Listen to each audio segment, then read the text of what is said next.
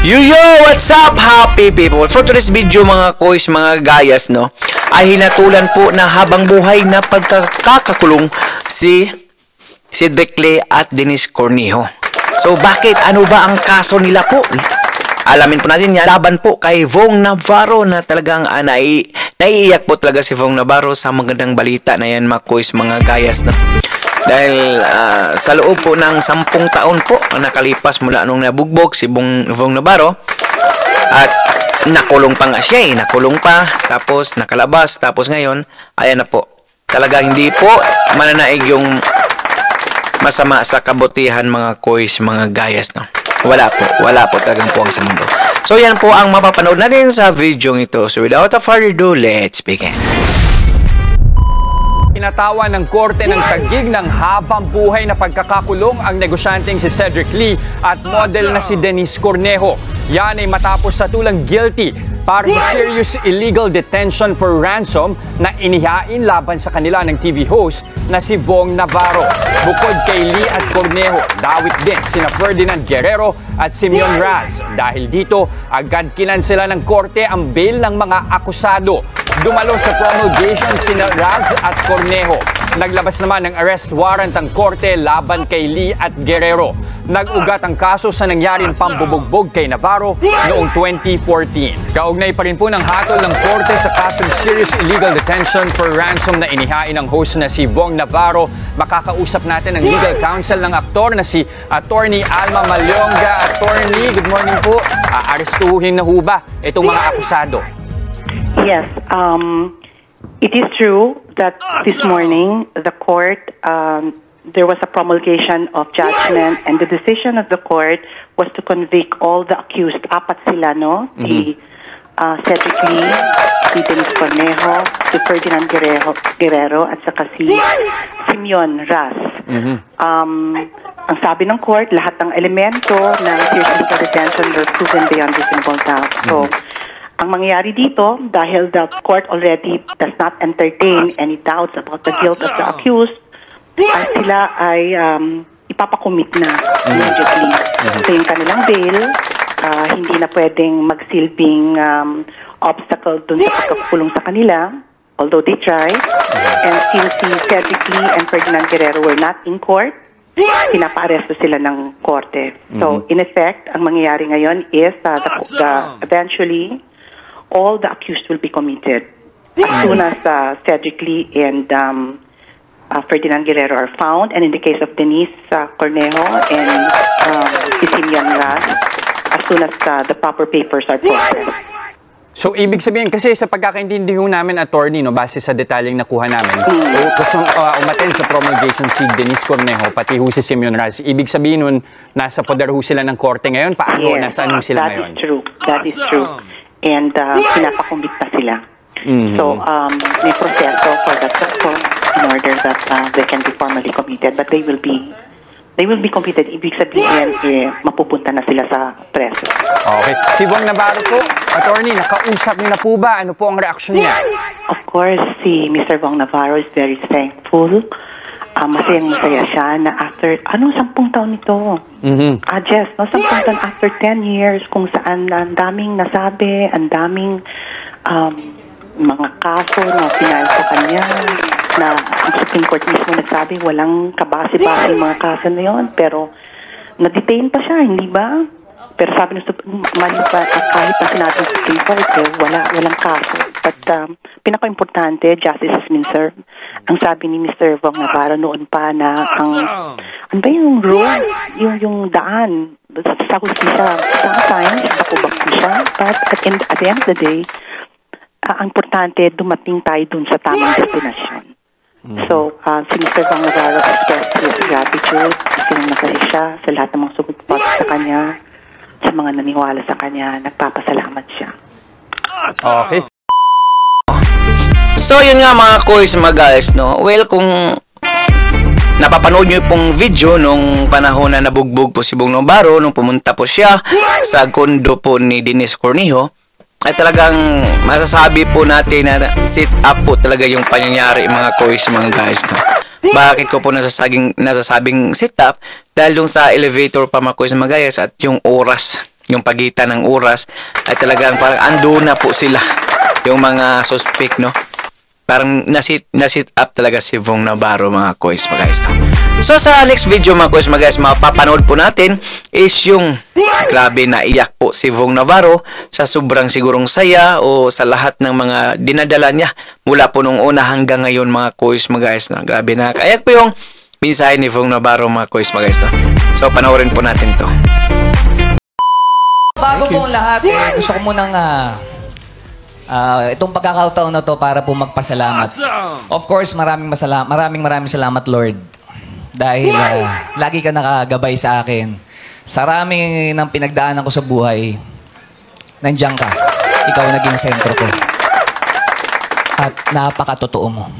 Kaya maraming salamat. And of course, maraming salamat po sa RTC Taguig Branch 153, kay Judge Ben at sa lahat po ng staff ng court sa ibinigay niyo pong justice sa akin na matagal ko na pong pinagdadasal. Salamat po ng marami. And of course, marami pong salamat sa aking legal team, kina Attorney Alma Malyonga, Attorney Bon, Attorney Chris, Attorney Jock, Attorney Hazel, Attorney Olive, Attorney Mariel, and Attorney Justin sa hindi niyo po pagbitaw at pagsama sa akin hanggang sa huli. At maraming salamat po sa ABS-CBN, Sir Carlo, Tita Cory, Sir Mark, Sir Gabi, Ma'am Charo, FMG, Direk Loren. Dahil since day one, nandiyan po kayo. Lagi po kayong nakasuporta sa akin at naniniwala kayo sa akin. At maraming salamat po kay Direk Chito, Street Boys, sa mga kaibigan ko, sa mga Quiz Wednesday Club dahil palagi kayo nasa tabi ko. Hindi niyo po ako iniiwan at pinapabayaan. And of course, sa mga naniniwala sa akin, sa aking mga fans, na kung ano yung mga narinig niyong hindi maganda sa akin, patuloy kayo nandyan, sumusuporta at naniniwala. And of course, maraming salamat po din po, Sir Louie, maraming salamat po sa nandyan, kila Ate Lani, sa staff ng Showtime family. Maraming salamat kasi nahabaan yung pasensya niyo. Kasi minsan lutang ako. Roller coaster pinagdaanan ko, ang hirap explain, pero minsan sabaw ako dito Pero nandyan kayo, kahit yung mga bitaw ko, mga hirit ko, sablay, papuntang norte, papuntang south. Di ko alam, pero nandiyan kayo to support me. Dahil alam kong mahal na mahal niyo. I love you, Vince. I love you. And of course, sa family ko, kay Ice Bruno at sa dalawa kong nanay, kapatid ko, pamangking ko. Salamat dahil naging matatag kayo kasama ko. Salamat sa pagmamahal ninyo. And of course, kay Tanya, nako, marami akong pagkukulang sa'yo. Pero hindi mo ko iiwan. Marami akong kasalanan, pero nandiyan ka pa rin. Ayaw mong bumawi ako sa'yo. Sa abot ng aking mga kaya. Hanggang sa huling sandali ng buhay ko. Mahal na mahal kita. Awesome! Salamat. We love you, Love you, Chris. So, yun nga mga koys, mga guys, no? So, wala na po silang kawala at hindi na po sila makapagsisinungaling dahil ayan na po, Korte Suprema na po yung naglabas po ng desisyon na habang buhay po silang makukulong, mga koys, mga guys, no? So, talagang nakakawa din sa part ni Vong Navarro, mga koys, mga gayas, no? Pero hindi, marami ding nagsasabi na kasalanan niya kasi pumunta siya doon sa kondo.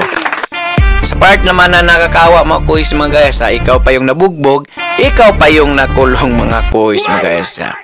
Dati natatandaan po natin, parang nakaraang last 2 years yata yun nung nakulong si Vong sa panahon ng Kapaskuhan, mga koys, mga gayas, dahil nabaliktad po siya. So ngayon ay lumabas na po ang talagang pinaka truly at totoo na desisyon ng Supreme Court, mga koys, magayas, na no bail ban po. No bail ban po yung kaso po ni Dennis Cornejo, ni Cedric Lee at saka dalawa pang personalidad na kasama doon sa pangyayari, mga koys, mga gayas, no? Hindi po talaga mananalo, manaig yung masama sa kabutihan, mga koys, mga gayas, no? Dahil yan na po, pinapakita po ng batas na fair po talaga. No one is above the law, mga koys, magayas, mahirap man o mayaman sa part ni Vong Navarro. Hindi naman siguro lahat-lahat, mga koys, magayas, no? So, kasi alam naman po natin, mga koys, magayas, na mayaman po yung Cedric Lee, dahil nga businessman po ito. Hindi ko naman sinasabing wala ring pera si Bong Navarro kasi artista yan, dancer.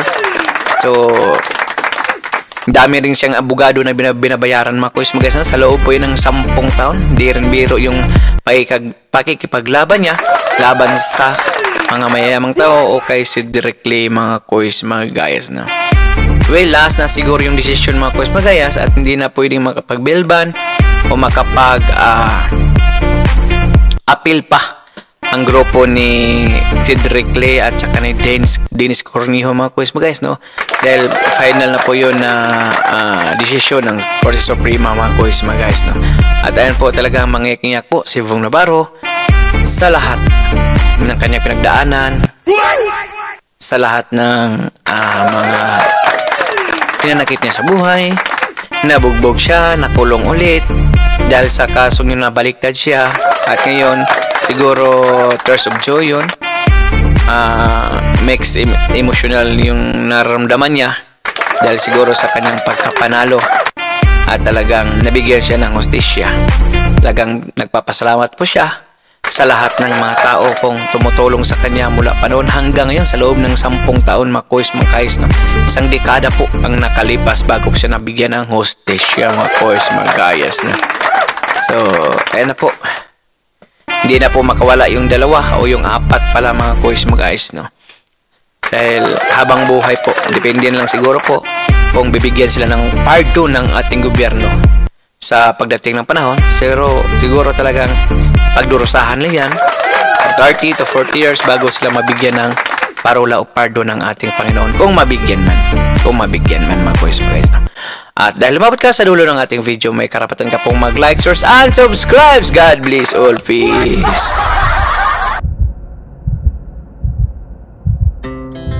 Our hearts beat to the city streets. We began to feel the fire.